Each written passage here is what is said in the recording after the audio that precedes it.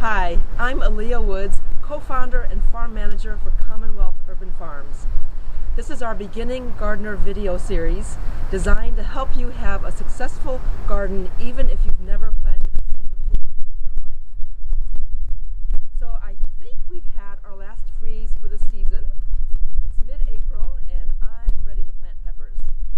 But first, let's check out our smart pots from the last few weeks. So this is a tomato, sun gold tomato, that we planted 2 weeks ago. It's looking fantastic.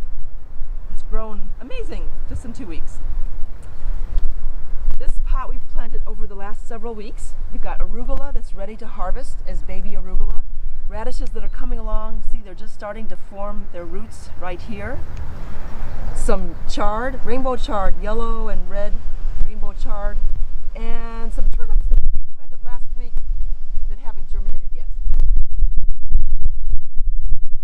Then in this bed, we have lettuce that we planted 6 weeks ago that's ready to harvest. We're going to harvest it in a minute. Plus some carrots that got shaded out by the lettuce and some green onions that are coming along nicely. So let's harvest our lettuce. I like to use a sharp knife or a clean pair of scissors. So we're going to just get in here and cut. We're using a method called cut and come again. That allows us to harvest the baby lettuce leaves, let the plants regrow, and have a second and even third harvest. In order for that to work,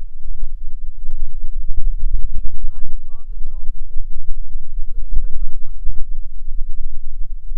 So you can see on these plants where the leaves come out of the base of the stem, and there's plenty of room here. I've cut well above where those new leaves are forming. So that means it'll keep sending out more leaves, more baby leaves that we can keep harvesting. So I'm not going to harvest all this lettuce because there's quite a bit here, but just enough for a salad tonight.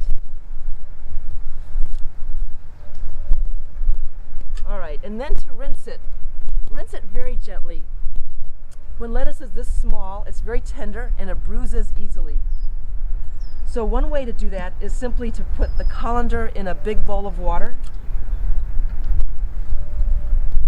and just lightly rinse it like that.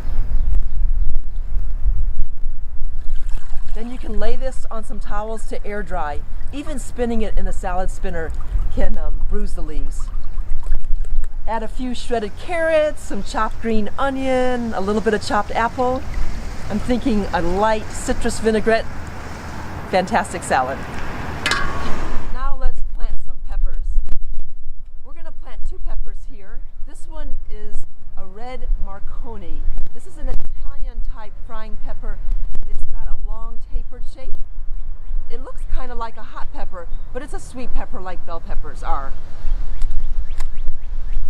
So we're going to pop it out of the container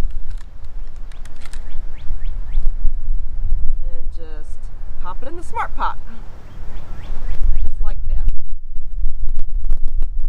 There are so many different kinds of peppers. Bell peppers, banana peppers, chile peppers for stuffing, hot peppers. There's no end to happiness when it comes to peppers. But we're going to plant just 2 varieties.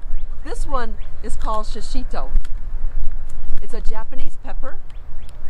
It's in the hot pepper category, but it's very mild. Shishitos are good raw or sautéed. If you roast them, they're absolutely addictive. So we've got our shishito in there and our red Marconi. Now I'm going to pop in a few little head lettuce seedlings. These are seedlings that I started in a plug tray about a month ago. They'll grow very quickly while the peppers are more slowly growing, and they'll kind of fill in the space. We'll harvest them before the peppers get very big. All right, now we'll mulch it. Peppers like hot weather, so we wanted to wait until now, mid-April, when we were pretty sure we were past our last freeze and even the last of the cold nights before we put them in. So we'll mulch around all of our little seedlings. And now we'll water.